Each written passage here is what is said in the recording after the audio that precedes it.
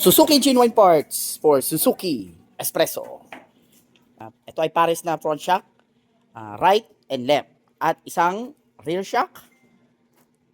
At pares na shock mounting. Bound ito sa Tacloban via LBC. Itong shock na to ay Suzuki genuine parts. So ito yung para sa right or passenger side. So, tinitesting muna natin bago natin ship. Kami tayo basahan, masakit eh. Para makasiguro tayo na ang pinadala natin parts ay goods. So wala rin po itong leak. So ito ay may barcode dito. Para makasiguro kayo na ito ay genuine parts, dapat kung ano yung part number na nakalagay dito at sa karton ay same.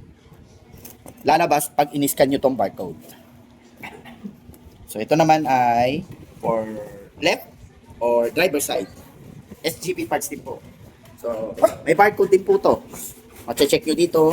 Kung SGP parts ang inyong binili, dahil makikita nyo yung part number dito.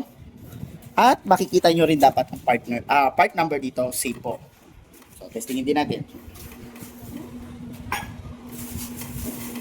Yun. Goods. So, wala rin po itong leak. At ito naman ay rear shock. So, SGP parts din po. Ito ang part number. At meron din po itong barcode.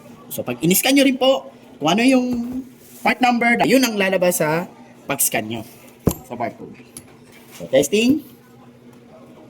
Alright. Yun. So, wala rin po leak. At ito ay shock mount. So, pares po ito. So, pag nagkakabit kami dito sa shop, laging nire-recommend ko kung magpapalit ng front shock, ay dapat din magpalit ng shock mounting. So ito ay bound sa Tacloban via LBC. Kung meron kayong order na parts, message lang po kayo sa aming page at sasagot doon ng aking mga admins. Yan, sasagot sila. No?